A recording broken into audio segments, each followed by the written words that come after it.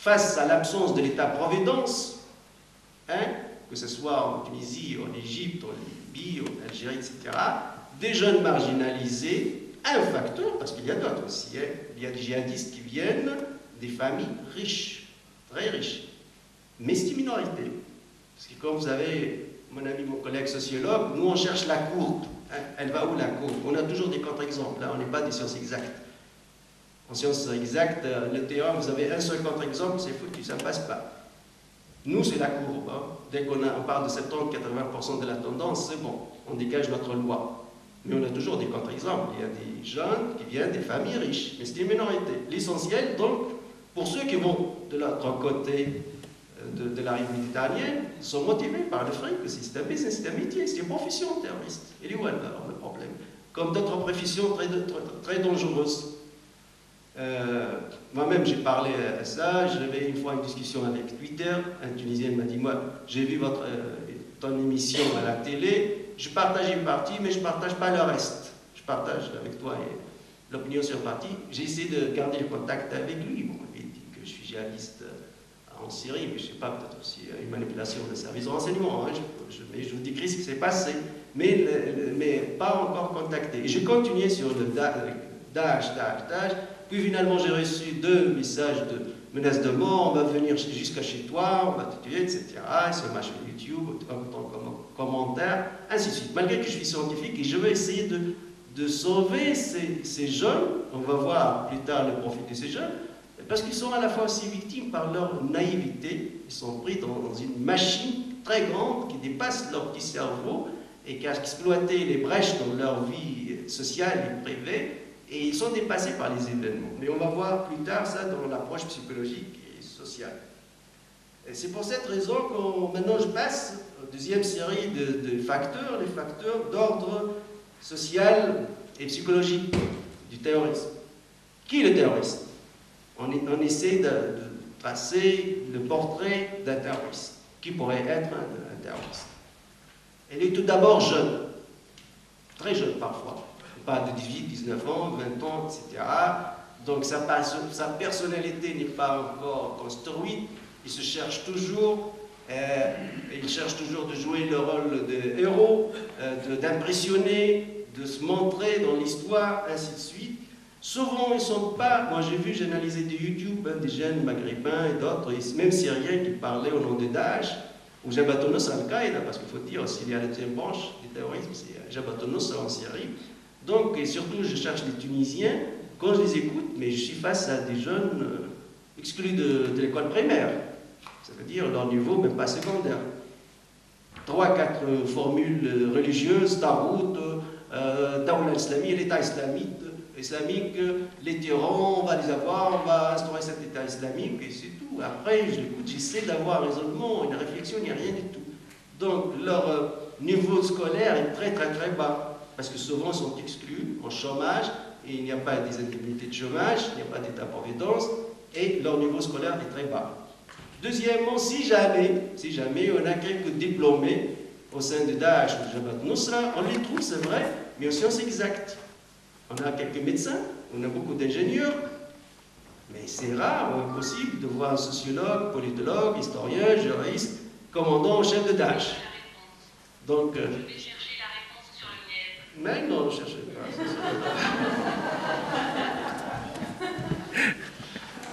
C'est Moussa Msagonot magique qui me répond. Donc, alors, donc le niveau scolaire des djihadistes. On a dit, si jamais ils sont diplômés, ils sont des ingénieurs. J'ai vu un médecin saoudien qui s'est fait sauter, éclater en Irak. L'autre, il est ingénieur, etc., des bombes, il sait bien faire les bombes.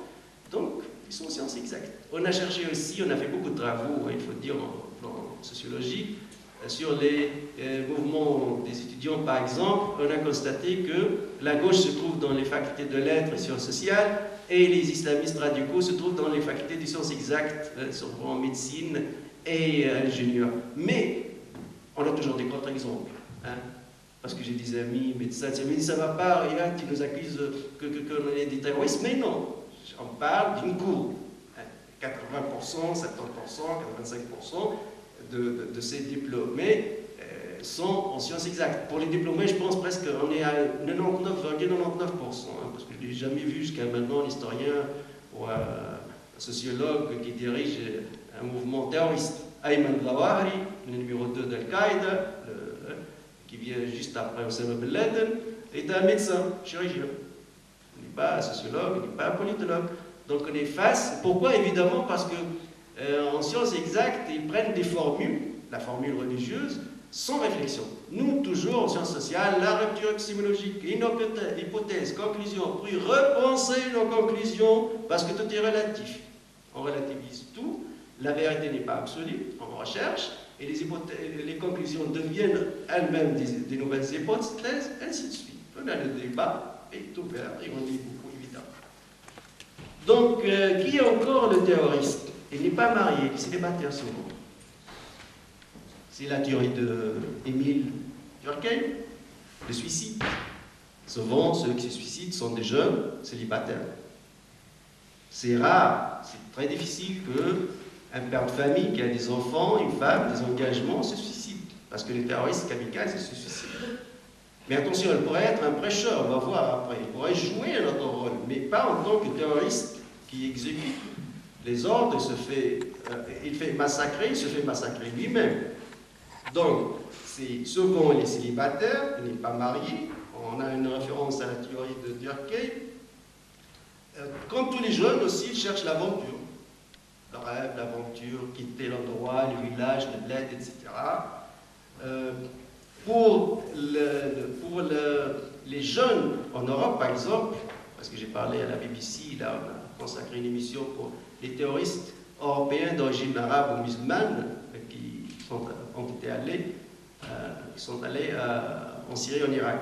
Mais là, par exemple, ils ont l'État-providence. Il ne va pas crever de faim. Il ne va pas dire que je n'ai pas de logement. Il ne va pas dire que je n'ai pas de salaire, même 600, 700 euros par mois. Il peut manger. Donc, ce n'est pas la misère noire qui lui pousse à aller en Syrie ou en Irak. Là, ce n'est plus les facteurs économiques qu'on met en exergue. On va chercher d'autres facteurs, d'ordre culturel, identitaire, crise identitaire, ainsi de suite, et accumulation d'autres facteurs. Hein. C'est pour cela que je dis qu'il faut étudier ces cas. Ce n'est pas la même immigration terroriste du nord de l'Afrique vers la Syrie et l'Irak, ce n'est pas elle-même celle d'Europe. Ça veut dire que les facteurs qui dominent ne sont pas les mêmes.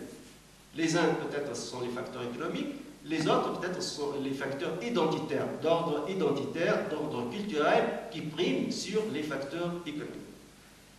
Alors, on a dit que le terrorisme qui se propage aujourd'hui dans le monde arabe est lié au plan social, il est lié à l'absence d'État-providence. L'État doit être responsable. On ne peut pas laisser une jeunesse, et on a vu l'explosion démographique dans le monde arabe. Les populations ont doublé, triplé, quadruplé. Parfois, on a plus que 60-65% des jeunes qui sont entre 18 et 25 ans. Donc, les États doivent s'occuper de cette jeunesse. On ne peut pas les marginaliser économiquement. Parce que dès qu'on a l'État-providence, après on peut contrarier le fric qui attire. Après on peut contrarier les facteurs économiques. On se laisse qu'avec les facteurs d'ordre religieux, culturel, etc. Déjà on ferme une grande porte qui s'appelle les facteurs économiques par l'État-providence. Donc ces États doivent s'occuper de leur jeunesse et doivent établir un contrat entre les citoyens et l'État, pas uniquement un contrat politique comme on fait aujourd'hui en Tunisie. Pourquoi on a une démocratie magnifique qui fonctionne en Tunisie, toujours on a des terroristes?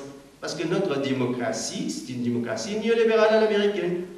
Ça veut dire le seul contrat entre l'État et les citoyens, ou les jeunes, c'est juste le jour des élections. Vous avez voté, c'est bon, et ça s'arrête là.